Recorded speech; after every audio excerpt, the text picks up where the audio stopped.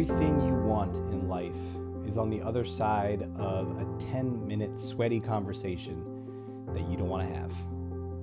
Those are the words of a brilliant psychologist named Gay Hendricks. And man, the more I've lived and experimented with this and helped clients do the same, the more I've seen how damn right he is. That so much in your life is on the other side of these conversations, and you don't want to have the conversations, and they do make you sweaty, whether it's literally or not, but they're unsettling, they're uncomfortable, they're disturbing, they're painful, they're disorienting, they're undesirable, they're yucky. Maybe there's shame or hurt or anger or conflict, and it's like, I don't want to do it. But on the other side of that is something extraordinary. And that's what this episode is about the conversation you don't want to have will set you free. I'm Dr. Aziz, and I'm your host for Shrink for the Shy Guy. I don't even know where we are. I think we're 9 years running, almost. I'll have to check, maybe even past 9 years of this show. So I'm not sure how long you've been with me. You know, I talk to people who are coming into my world, whether it's joining one of my coaching programs or I see them at an event and they say, yeah, I've been listening to your podcast for 2 years, 3 years, 5 years, all of them. So if you've been around for quite some time, welcome back. I'm so glad that you spend your time here with me. I hope it's serving you and helping you become more confident, bold, and free. If it's not, if you're feeling stuck or discouraged, or you take 2 steps forward and 2 steps back, please do not conclude that there's something wrong with you, that you're just more messed up than everyone else. The truth is you probably just need more support and guidance. And I've dedicated my life to helping people with this. So if you want more, check out draziz.com. That's draziz.com. You can start with Confidence University. That's an in-depth training, 4 in-depth courses around core confidence, social mastery, dating and relationships, career acceleration. I mean, really, when I sat down to make that program, I said, okay, what is everything I would do with someone if they were coaching with me, start to finish, and so much more.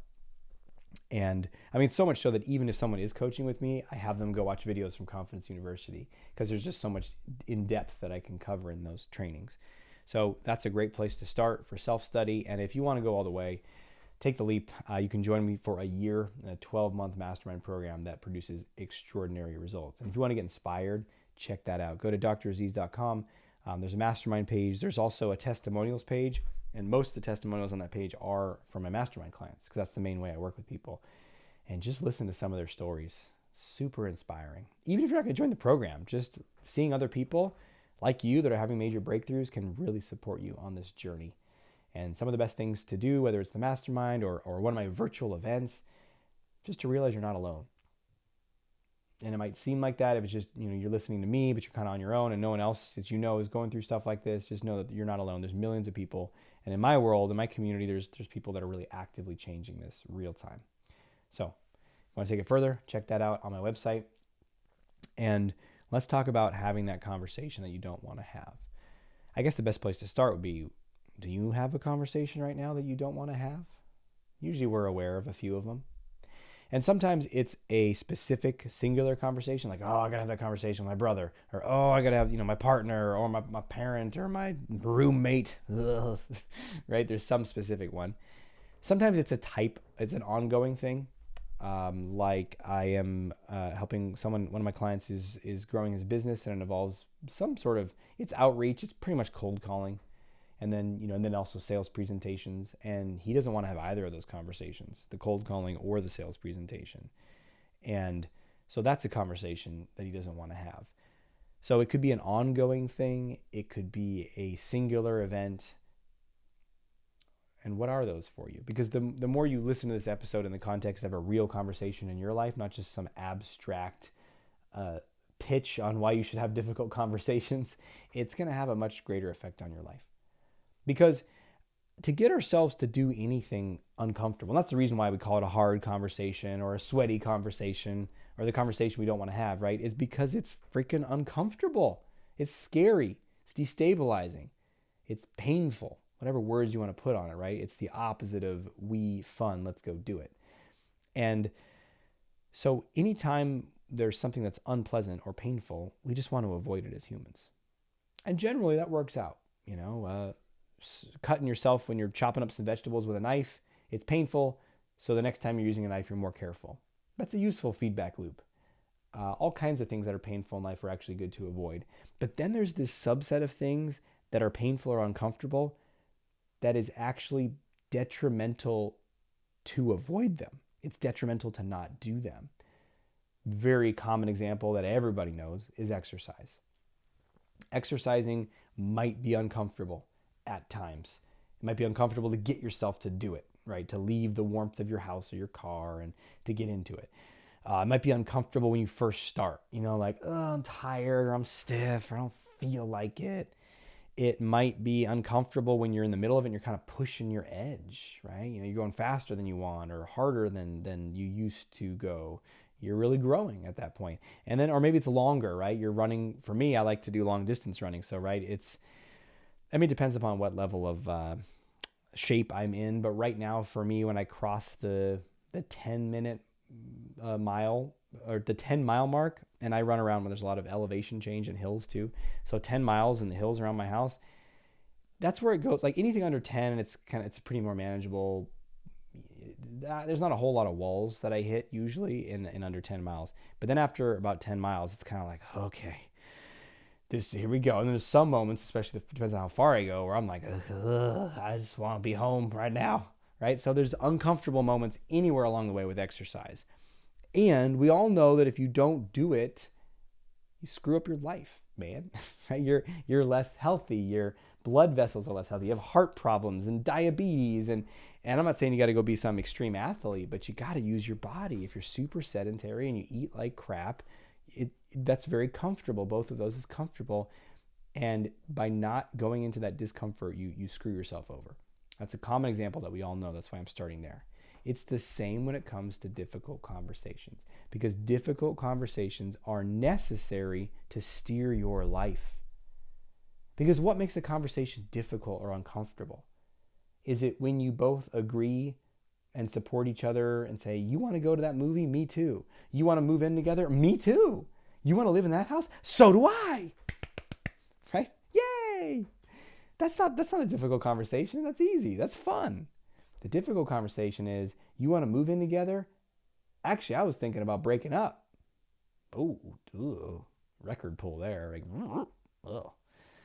Right? You want to go to that movie? No, I don't want to go to that movie. Actually, I don't even like those kinds of movies. That one's a little less intense, but still, it's uncomfortable a little bit. Talking about what you might want in a relationship or not want, or might need more of your partner in some way.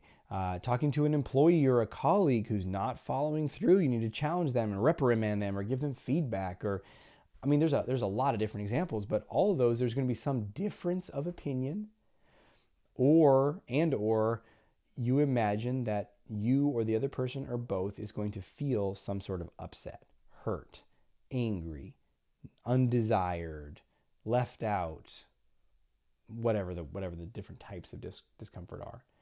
And so we don't want that kind of conversation. But here's why that kind of conversation is essential. And whether it's exercise or these difficult conversations, if you even want to have a chance or a hope to do it, you have to have something that compels you to do it. There's a reason why you want to get out there and run when it's cold or you're tired. There's a reason why you want to have that conversation. And if you're connected to that reason, all of a sudden the discomfort stops being a real obstacle. It's still there, but it doesn't stop you. Instead of being a 10-foot brick wall with nothing to hold on to, it's a 3-foot little landscape wall that you can just step over. So the why for these difficult conversations, instead of me telling you, let me ask you, why do you think it's valuable or beneficial or maybe even essential to have these difficult conversations? What happens if you don't? And what happens if you do? And I know what happens if you don't, because I lived it, and I've also, I hear this story from clients or potential clients all day long. Your life is not your own. The steering wheel gets grabbed by other people. You do what other people want. You submit. You just agree, or you hide things, or shame gets the best of you and you don't reveal yourself, and it messes up relationships. You don't have authority in your life, which is a real problem if you have employees or kids or other people that you do need to have a level of authority with, and then they run all over you. And I've talked to clients where they run their own business and they're not the boss. I've talked to parents where their kids are walking all over them and disrespectful to them and demanding, and the parents just like, oh, I don't know what else to do, right? Because they are not willing to have those difficult conversations. I've seen relationships splinter and break apart and disintegrate because people are too scared to have the conversation they need to have. So on the one hand, the why is because otherwise a tidal wave of pain is coming your way. That's why. And on the other side of it is the tidal wave of victory, if something so much better is possible. And I wouldn't even pinpoint it to one thing. Like, well, if you have that difficult conversation, you could get a raise. Sure, maybe. On the other side of that difficult conversation is a whole new version of you, which is way better than a raise. Yeah, that new version of you might get paid more. That new version of you might have a better relationship. But in addition, you've unlocked a whole new set of capabilities that's going to benefit you in ways that you can't even know yet, both in terms of your behavior and capacity and what you could achieve, but also on some level of like spiritual fulfillment of doing what you're here to do and becoming who you're meant to be, which I think deep down is one of the most satisfying things to humans, not just the pile of money or the accolades. So when you imagine that difficult conversation, I want you to think about the pain if I don't, and the pleasure and the victory and the liberation if I do, because all of a sudden that's going to give you the power to go in these conversations. And even knowing this, even having taught this to clients and helping them do it, like when it comes to my own life, when there's those conversations, like a lot of them, like the lower hanging fruit I can handle now. I'm like, okay, yeah, I don't want to have the conversation, but I will. Okay, let's go. But the big ones, those real tender, close ones, they still fester. And then eventually it's like, all right. And for me, I'd say where that comes up most is going to be in my closest relationships, specifically in my relationship with my wife, Candace. We've been together for 12 years now. And not that long ago, maybe just about four months ago or so, we had a doozy of a conversation. And it wasn't just one conversation. It's one of those conversations that lasts like a weekend. We have kids, so we're pausing and then coming back and staying up late. And like all uncomfortable conversations you need to have, it starts with one thing, but then there's more that gets revealed underneath. Ours was started with some of our intimacy and connection, and then our sex life, and then feelings that she had and I had, and it just kind of expands and worms into different components of like, how are we with each other and what do we like and not like? And it's freaking uncomfortable because you got to tease apart all kinds of things, right? Like their feelings, her feelings, my feelings. Also, is what this person's saying accurate about me? Like, are they seeing me clearly? And that's like a bitter pill to see because maybe this is a shortcoming of mine. Or is this person hurt and has like some wound of theirs that they're trying to blame unconsciously? Like, oh, I'm hurting because you did this, right? There's so much that gets stirred up in these conversations, and that's why people don't want to have them. And honestly, we've had difficult conversations, but this one seemed to be like a major reorganizing one. So much so that there was like a period one afternoon where she said something about, I don't even know her wording, but I just needed to clarify. I was like we're not talking about any sort of like ending of this relationship, are we? I just want to make sure, right? Because and that's never been on the agenda for us. Like, we're in it to win it, right? So, but she said something that was so like hurting, and I was so, I think, disturbed that I was like, are you talking about like leaving me over this? I just want to make sure. And she's like, no. But let's say you were someone and they're like, yeah, maybe, I don't know. It's like, oh, wow, slack. Okay, I can't even handle this right now. But you can. And you want to get into that conversation, because if you don't, the whole thing's it might not go out with a supernova explosion, but it's going to fizzle out like one of those black dwarfs, white dwarfs, those stars that just kind of go and become invisible. And then everything just dies anyway. So we got to go into there. And it was uncomfortable. It was disturbing. It was destabilizing. And that's part of why we don't like them, is because they're destabilizing. But you know what? That's what we need in our lives. When things are too stable, they get boring, they get stagnant, they get dry, and you start to die. And so you need to throw in a little stick of TNT sometimes and see what happens. And so I've been through enough of these difficult conversations that despite that one moment of doubt where I was like, are we ending? For the most part, the whole time I was reminding myself, like, this is super uncomfortable, but this is really good. And something good is going to emerge from this. And sure enough, and part of it is in a conflict or a fight, like both people can kind of get stuck in their viewpoint, right? And as wise and mature as I am, that can still happen sometimes to me. Anyway, she was doing that, I was doing that, and we were having this conflict. And then all of a sudden, something's like started to reorient, and we started talking in a different way, and like a softening happened in both of us, and a more of a willingness to listen and compromise and accommodate and explore, and then just, I don't even know if I can describe exactly what the moment was, but it was just basically like, oh, we're on the same team here. And rapid growth occurred. I mean, rapid growth in terms of how we are with each other, a new level of intimacy and emotional intimacy, sexual connection, a whole new level of like being partners in life in ways that I saw that I was still holding back, 3.7% of me and my heart to be like, I'm not going to fucking give everything. I don't want to get hurt. So I'm going to hold, and it was just enough not to be terrible. But if for a life of truly extraordinary and a relationship of truly extraordinary, you got to be 100% all in, energetically, emotionally, with your heart. Like, if this person dies or leaves, I'll be effing wrecked. But that's the price of admission. And there was a ways emotionally and energetically that I was holding back. So I opened more. She's grown and evolved, and our relationship is better than ever before because of that uncomfortable conversation. That 3-day horrible conversation. Now yours might be shorter. We've had conflict that's certainly shorter than that, and maybe it's longer. I don't know.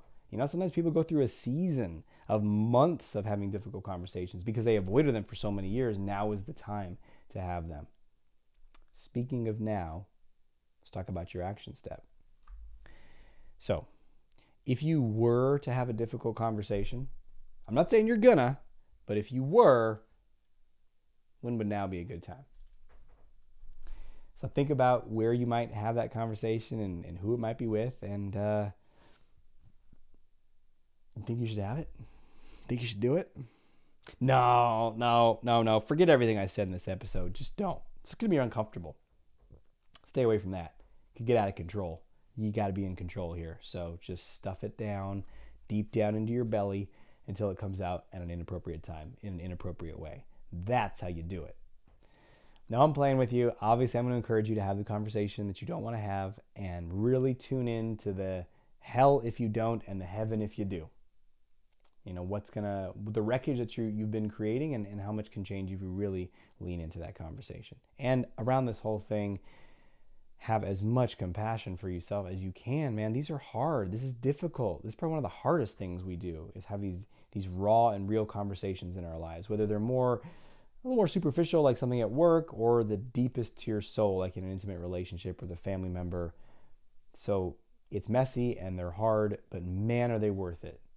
So having as much compassion for yourself, if you're afraid, if you're uncomfortable, getting support around doing it. One thing that I'll do in the mastermind that I run, if someone is going to have a difficult conversation, like they kind of talk about it in the group and prep for it, I'll usually find them a little extra support. So I'll say, okay, this person's going to have this conversation this week. Does anyone here in the group want to volunteer to be like an extra support this week? So, text them, or they can text you and just like, how did it go? And have that extra little bit of support to help you so you're not on your own. I just did this.